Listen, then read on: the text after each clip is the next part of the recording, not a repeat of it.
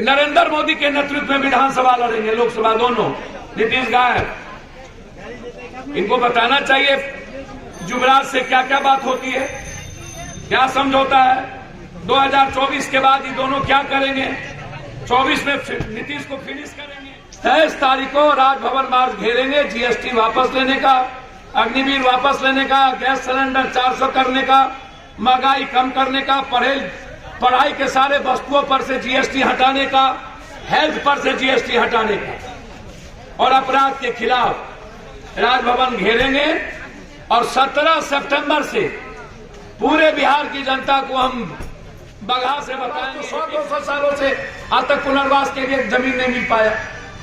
हम किसी तरह गैर मजरूआ जमीन पर हम बसे हुए हैं और उसके लिए भी धमकी दी जाती है, उसके लिए भी गोली मारने की जमीन दी जाती है। या तो बांध के बगल में है या तो सरकारी जमीन में है। और अब सरकारी जमीन में हमको पहले उजाड़ने की बात क्योंकि अब तो सरकारी जमीन भी जमीन माफिया रजिस्ट्री कराने लगा। जहां भी सरकारी जमीन खाली है आप समझिए रजिस्ट्री हो रही, जबकि सरकारी जमीन रजिस्ट्री नहीं हो सकती है। क्या है इसको समझ। एंटी इरोजन का काम हर साल चलता है, 100-200 हजार। देखिए बिहार में सिंचाई विभाग दुधारू गाय बन गया। सत्ता के लिए 2-3 विभाग हैं जो दुधारू गाय है, उसमें सिंचाई भी है, भवन भी है, पुल निगम भी है। समझने का प्रयास, समझ रहे हैं मेरी बात। लगभग विभाग का कोई मतलब नहीं है। कुछ विभाग हैं जिस अब एंटी इरोजन का काम सालों भर होगा और फ्लड आते ही फ्लड फाइटिंग शुरू हो जाएगी। राहत का काम पैसा जो देगा सरकार वही ना राहत में कुछ होगा। सरकार जब राहत तब आती है जब बाढ़ जाने लगता है और लोग जब जहां गांव से पलायन करके जाते हैं और लोग जब लौट जाते हैं तब जाकर के सरकार देती है। आप समझने का इसको प्रयास करें। अच्छा, चावल कौन होता है, कोटा क्या होता है? मैंने पहले भी आपको पैक्स के बारे में बता दिया कि टारगेट कब पूरा होता है और कितना दिया जाता है। हम कई करोड़ गुना ज्यादा हम कमाते हैं, हम पैदा करते हैं और उसका परसेंटेज भी हम नहीं ले पाते हैं। तो जो बात आप पुनर्वास की किए हैं, पुनर्वास तो 100-200 सालों से आज तक पुनर्वास के लिए जमीन नहीं मिल पाया। हम किसी तरह गैर मजरूआ जमीन पर हम बसे हुए हैं और उसके लिए भी धमकी दी जाती है, उसके लिए भी गोली मारने की जमीन दी जाती है। या तो बांध के बगल में है या तो सरकारी जमीन में है। और अब सरकारी जमीन में हमको पहले उजाड़ने की बात क्योंकि अब तो सरकारी जमीन भी जमीन माफिया रजिस्ट्री कराने लगा। जहां भी सरकारी जमीन खाली है आप समझिए रजिस्ट्री हो रही, जबकि सरकारी जमीन रजिस्ट्री नहीं हो सकती है। सारा जमीन माफियाओं की दृष्टि है, इसीलिए सब बंदर बाट है, सारी व्यवस्थाएं चौपट है, राजा मस्त है, विपक्ष को 14 डिग्री से फुर्सत नहीं है। विपक्ष बीजेपी की भी टीम बनी हुई, सत्ता चाहिए सबको। 46 में कोई नहीं जाएंगे, ना आवाज उठाएंगे, ना अग्निवीर के लिए नैतिक समर्थन देंगे, सड़क पर नहीं आएंगे, कोई लड़ेंगे नहीं। महंगाई के खिलाफ कांग्रेस और पप्पू यादव के अलावा कोई नहीं बोलता। आप बता दो कौन बोलता है? वामपंथी पार्टी तक चुप है क्योंकि वो युवराज की भी टीम बनी हुई है। माले तक चुप है। क्या है इसको समझ।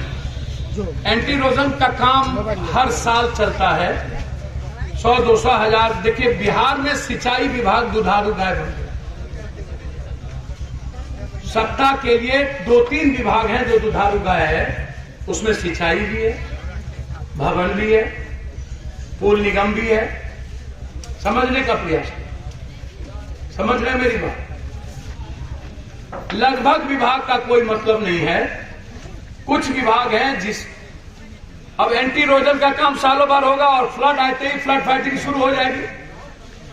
राहत का काम पैसा जो देगा सरकार वही ना राहत में कुछ होगा।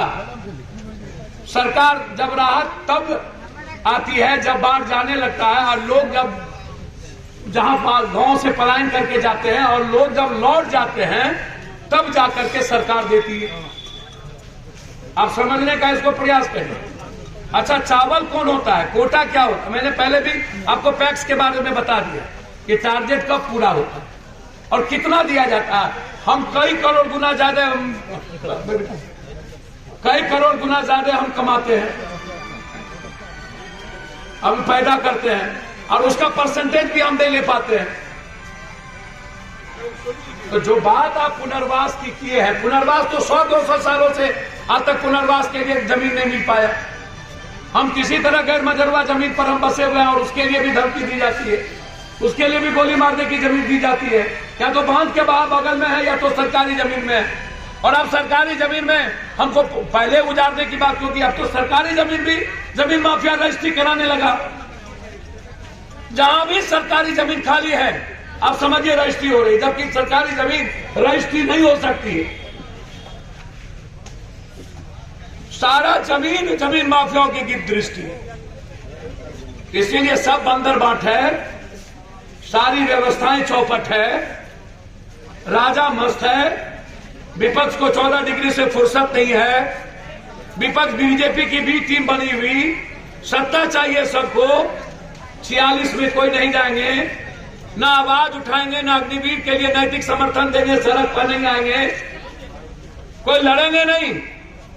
महंगाई के खिलाफ कांग्रेस और पप्पू यादव के अलावा कोई नहीं बोलता। आप बता दो कौन बोलता? वामपंथी पार्टी तक चुप है, क्योंकि वो जुबराज की भी टीम बनी हुई है। माले तक चुप है।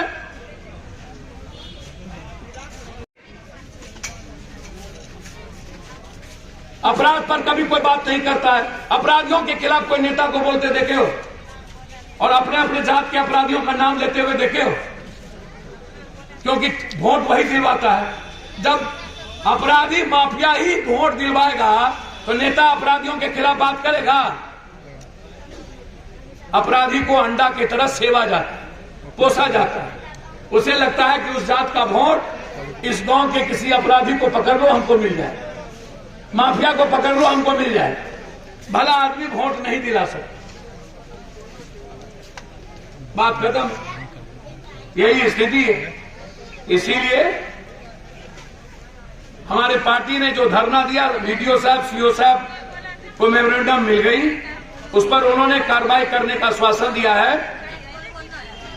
23 तारीख को राजभवन मार्च घेरेंगे, जीएसटी वापस लेने का, अग्निवीर वापस लेने का, गैस सिलेंडर 400 करने का, महंगाई कम करने का, पढ़ाई के सारे वस्तुओं पर से जीएसटी हटाने का, हेल्थ पर से जीएसटी हटाने का, और अपराध के खिलाफ राजभवन घेरेंगे।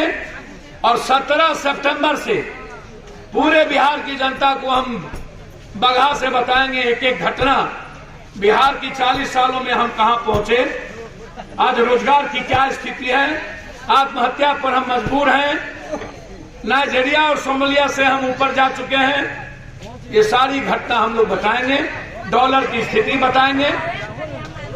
और अपराधियों के खिलाफ हमारी ही पार्टी, विपक्ष का मतलब जनाधिकार, आवाज का मतलब जनाधिकार।